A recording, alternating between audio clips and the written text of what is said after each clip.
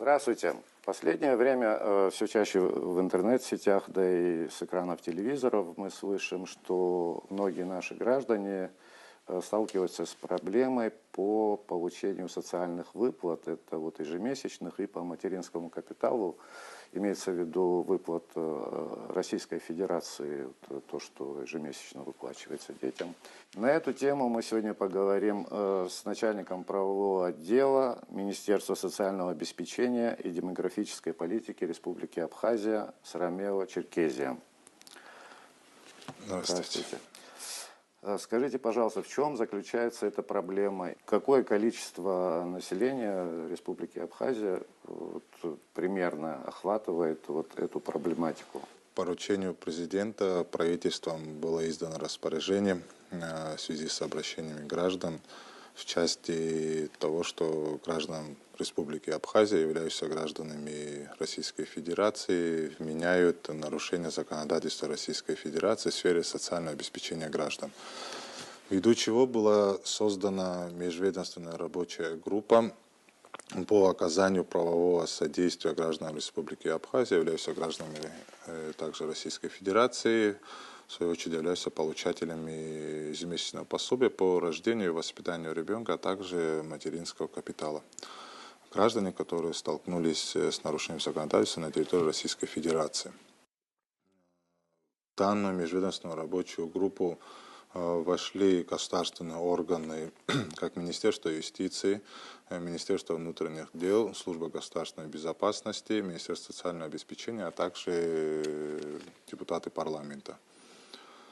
Межведомственная рабочая группа своим решением приняла следующие меры реагирования на данную проблематику. Это задачи были поставлены каждым ведомством, соответствующим входящим в состав межведомственной рабочей группы, связаться для консультации и изыскания правовых механизмов с коллегами, с компетентными коллегами, государственными органами Российской Федерации. Консультация ведется, переговоры между соответствующими структурами они также проводятся. В свою очередь была создана горячая линия, куда могли обращаться граждане, у которых возникли проблемы с нарушением законодательства в сфере социального обеспечения граждан на территории Российской Федерации. Также в Министерстве социального обеспечения организован прием граждан, у кого возникли проблемы или кто являлся получателями данного вида на территории Российской Федерации, данного вида пособия на территории Российской Федерации. Мы сегодня осуществляем прием граждан ввиду того, что речь идет о нарушении законодательства, о нормах нарушения Уголовного кодекса Российской Федерации. Решение проблемы является очень сложным. И сегодня пытаемся найти правовые механизмы для решения этой проблемы. Где нарушение именно чего касается? В чем нарушение? Нарушения касаются всех граждан Российской Федерации, которые получали ежемесячное пособие по рождению и воспитанию ребенка, в свою очередь не проживающие на территории Российской Федерации. Не было постоянного места жительства на территории Российской Федерации. А что касается, вопроса по материнскому капиталу, тут вопрос в том, что материнский капитал, право получения имеют все граждане Российской Федерации по рождению ребенка, вне зависимости от их места жительства. Но также в нормах прописаны, на какие средства и цели можно воспользоваться данным видом материнского капитала. В ходе наших работы на данный момент выясняется на самом деле много вариантов, способов, которые были использованы и также введены наши граждане в заблуждение. Мы это сегодня тоже видим. Это с помощью посредников каких-то, да? Да, с помощью определенных посредников, которые в свою очередь воспользовались незнанием норм закона наших граждан, норм закона Российской Федерации, граждан, которые проживают на территории Республики Абхазия. Но данными направлениями мы, занимаемся, и занимаются также соответствующие структуры. Еще раз подчеркну, что Да, мы сегодня также мониторим и социальные сети, и также ведем консультации с нашими гражданами. Мы понимаем, что люди, да, там в определенной части требуют определенные методы решения проблемы, но так как речь идет о нарушении именно норм закона другой, иной страны, то есть в данном случае Российской Федерации, то у Республики Абхазия как таковых правовых норм регулирования данного вопроса у нас, конечно, мало. Но все усилия для этого прилагаются, ведутся соответствующие консультации, находятся определенные пути, но для решения и для того, чтобы мы могли приступить к решению данной проблемы в полном объеме, нам необходима информация от наших граждан, кто столкнулся с данной проблемой, кто являлся получателями данного вида пособия или также воспользовался по обналичению материнского капитала. То есть эта информация нам необходима для того, чтобы мы могли уже в полном объеме приступить к решению данной проблемы. Ввиду чего мы рекомендуем нашим гражданам приходить для консультаций, в первую очередь, в Министерство социального обеспечения, где мы уже в полном объеме проведем, значит, работу. Горячая линия, вы говорили, она сегодня работает? Горячая линия работает, да, многие люди обращаются. Более 300 обращений уже по горячей линии были наших граждан, где мы пытались всячески провести консультацию, беседы. Многие из них лично пришли к нам. Большая часть из обратившихся, значит, нам они оставили свои данные, то есть время, период получения и так далее. Но все граждане, которые, в принципе, столкнулись на территории Российской Федерации уже непосредственно с проблемой, где им было именно, что они нарушили законодательство, нормы Российской Федерации, мы с ними ведем консультации, находимся как говорится, на контакте. Мы также пытаемся оказывать правовое содействие, то есть у нас с нашими коллегами Палаты адвокатов, то есть заключено соглашение об оказании правового содействия нашим гражданам, которые уже на территории Российской Федерации находятся, ввиду того, что заведены определенные уголовные материалы, ведется следствие. Ну вот, если я не ошибаюсь, я чуть почитывал сегодня законодательство о дополнительных мерах господдержки семьям, имеющих детей, и вот материнский капитал у них, по-моему, до 2024 года, там независимо от места жительства. Это раньше было до, Люди потом имели норма право. была изменена, где есть требования о постоянном местожительстве на территории Российской Федерации. Тут возможно, что человек не знал законодательства, Я или понял тут вопрос. невозможно не К знать сожалению, законодательства? незнание закона, да, как Это гласит, да. да, не освобождает от ответственности в связи с его нарушением.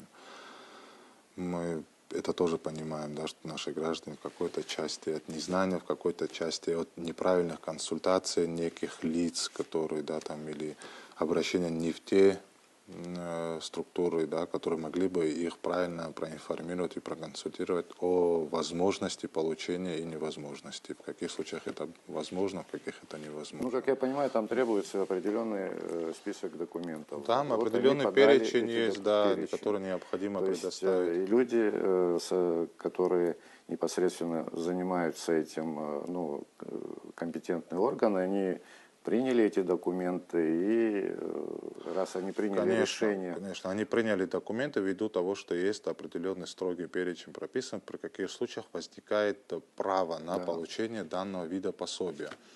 Если гражданин Российской Федерации предоставляет все соответствующие документы, которые требуют, как такового требует перечень, то, естественно, ему одобряют данный вид пособия. Но что затем происходит? Но вы знаете, как то, что нами, да, выяснено в ходе работы, когда соответствующий орган, который назначает данный вид пособия, затребовал документы, наши граждане предоставляли им прописку о постоянном месте регистрации территории Российской Федерации. Естественно, орган не было необходимости у соответствующих органов провести действительности, усомниться в действительности, да, там прописки и так далее. То есть при Прописка сегодня проверке говорила о том, что это оказывались- постоянное место жительства. То есть половой части. фактическое проверяется тут место жительства еще, да, помимо Ну, прописки? процесс уже соответствующей структуры, там Российской Федерации хватает механизмов для того, чтобы выяснить, проживает ли тот или иной гражданин по месту жительства, или же проживает ли он вообще на территории Российской Федерации. То есть механизмы для этого есть, Ну, естественно. тут необходимо именно фактическое проживание, или вот человек имеет там Фактическое проживание. свое жилье, он там прописан. Там и есть его- определенный период отсутствия, который граждане на период получения данного вида То пособия, есть они это строго отсутствовали. Да. в общем, учитывается. Да, конечно. Почка по выявлению, да, вот нарушения, оно как бы, то есть даже в российской законодательстве такая норма, если гражданин является получателем данного вида пособия, и если он с одного региона переезжает в другой регион, он должен известить соответствующий орган о своем переезде в другое место жительства. Ну, вот примерно количество уголовных дел, открытых на наших граждан. Но на сегодняшний день из тех, кто к нам обратился, это 10 человек. 10 человек сегодня, которые столкнулись непосредственно уже со следственными мероприятиями. Там по 2 материалам уже есть решения суда вынесенные, вот, с отсрочкой исполнения ввиду наличия, с отсрочкой исполнения приговора ввиду наличия малолетних детей. Ну, вот, насколько я понимаю, можно этих граждан разделить, по-моему, на две части. Вот одни, которые реально имеют там жилье, прописаны, это немножко другой, по-моему, другая часть. А вот те, которые через посредников... Пока сейчас Детально только так. собираем всю эту информацию, только мониторим сейчас всю эту ситуацию. Я еще раз подчеркну, что вопрос сложный ввиду того, что тот вопрос касается о нарушении именно норм законодательства, которое влечет за собой уголовную ответственность. Вот и данные нормы, они нарушены не на территории Республики Абхазия, а в Российской Федерации. И решение в правовом русле в данном случае очень сложным вопросом является. Сама по себе ситуация данная, которая возникла, она очень сложная. То есть его не предоставляется на данном этапе в одночасье там, решить этот вопрос. Для этого нужно время. Но еще раз подчеркну, для этого нам также необходима помощь наших граждан, которые должны нам о себе, как говорится, заявить, сказать. Хочется подчеркнуть тот момент, что каких-то вот передачи информации, обмен и так далее, таких возможностей у нас нет, и мы к такому возможности не будем прибегать ввиду того, что ту информацию, которую мы требуем от наших граждан, это та же информация, которую они ранее уже предоставляли, когда назначались на данный вид пособия. Учитывая вот имеющуюся информацию, уже люди, у которых рождаются дети, они как бы не рискуют и не подают уже, по-моему, Да, естественно, документы. да. То есть это те люди, которые там несколько лет назад подали документы, и это вот эти дела. А на сегодняшний день люди как бы информированы, и они... Ну, я на это надеюсь, что уже после того, как проблема она стала очевидной, что информация до наших граждан, одновременно которые являются гражданами Российской Федерации, прислушивается к тому, что данный вид пособия назначения в таких условиях, которые ранее было, это является нарушением норм законодательства. И не прибегнут к такой мере и не будут идти, значит, вслед за своих соседей, Ну да, то, друзей. что уже вот те, которые прошли уже через это, понятно, а сейчас, вот я думаю, уже люди осведомлены, проинформированы. Пытаемся информацию до всех доносить, мы освещаем, говорим людям о том, что данный вид является нарушением. Есть надежда, что как-то удастся сделать так, чтобы минимизировать Ну, задача такая последствия. поставлена, и мы к этой цели идем, чтобы максимально, насколько это нам позволит наши возможности, решить данную проблему. На это Спасибо, надеемся. вопрос, в общем-то, я думаю, понятен. Спасибо вам. Спасибо вам.